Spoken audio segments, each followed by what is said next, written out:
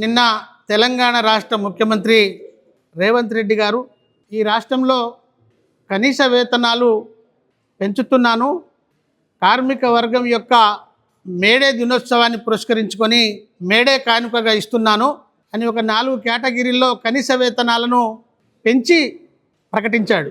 పెంచిన ఆ రేట్లు ఎట్లున్నాయంటే 2013లో ఆనాటి సమైక్యాంధ్ర ప్రభుత్వం నిర్ణయించినటువంటి కనీస వేతనాలు ఆ 2013 నాడు నిర్ణయించిన దాని ప్రకారం ఆ రోజు కనీస వేతనం అన్స్కిల్డ్ లేబర్కు 12,750 రూపాయలుంటే 16,000గా పెంచుతున్నాను.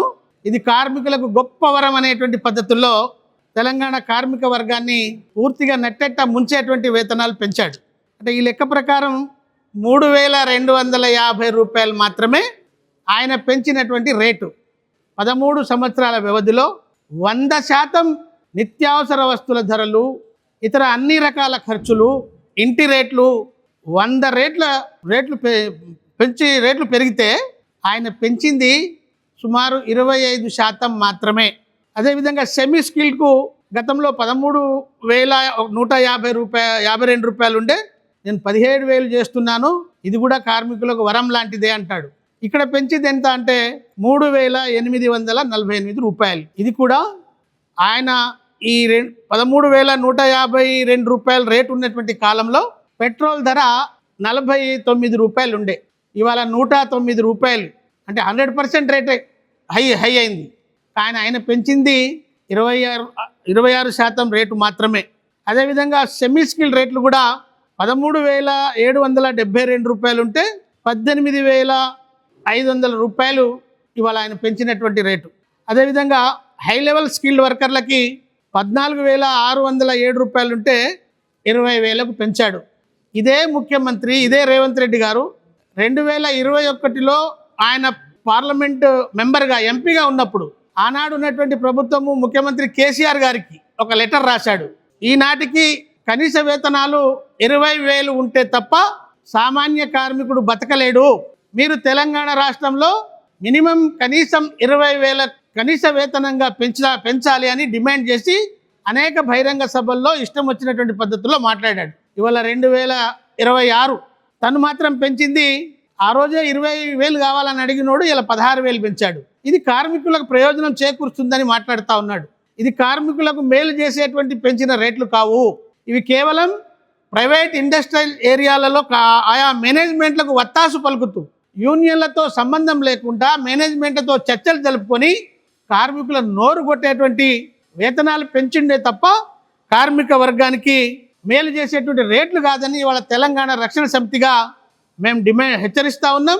వెంటనే ఈ రేట్లను రివైజ్ చేయాలి. ఇవాళ ఉన్నటువంటి నిత్యావసర ధరలకు అనుగుణంగా కార్మిక వర్గం బ్రతికేటువంటి పరిస్థితిలో ఇవాళ మనందరికీ సర్వ సమాజానికి తెలుసు, 25,000 రూపాయలు హైదరాబాద్లో లేనిది ఏ కార్మికుడు కూడా బతికేటువంటి పరిస్థితి లేదు.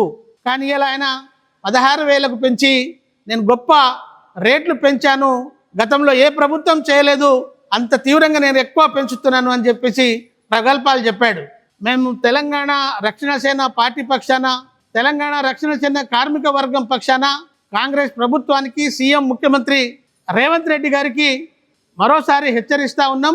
ఈ రేట్లను తప్పనిసరిగా మరోసారి రివైజ్ చేయాలి.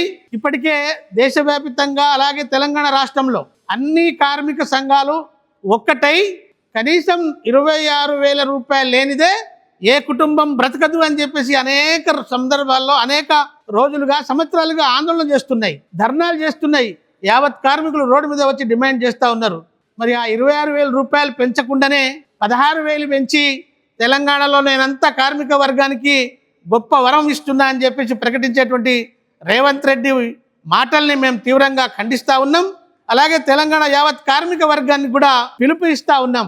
ఈ రేట్లు మనకు ఏ కోణాన సరిపోవు, ఏ అవసరానికి తగినటువంటి రేట్లు కావు, ఇవి కార్మిక వర్గాలను సంప్రదించి చేసినటువంటి నిర్ణయించిన రేట్లు కావు, కేవలం మేనేజ్మెంట్లను అంటే ఏవైతే షెడ్యూల్ ఆఫ్ ఇండస్ట్రీస్ 72 ఉన్నాయో ఆ 72 ఇండస్ట్రీల మేనేజ్మెంట్లతో చర్చలు జరిపి ఆ మేనేజ్మెంట్లకు దాసోహమై పెంచినటువంటి రేట్లు ఇవి. ఈ రేట్లకు మనం సంతృప్తి పడకుండా యావత్ కార్మిక వర్గం అంతా ఐక్యమై ఏకమై తెలంగాణ రక్షణ సేన ఆధ్వర్యంలో భవిష్యత్తులో బలమైన పోరాటానికి సిద్ధం కావాలని నేను ఈ సందర్భంగా పిలిపిస్తా ఉన్నాను.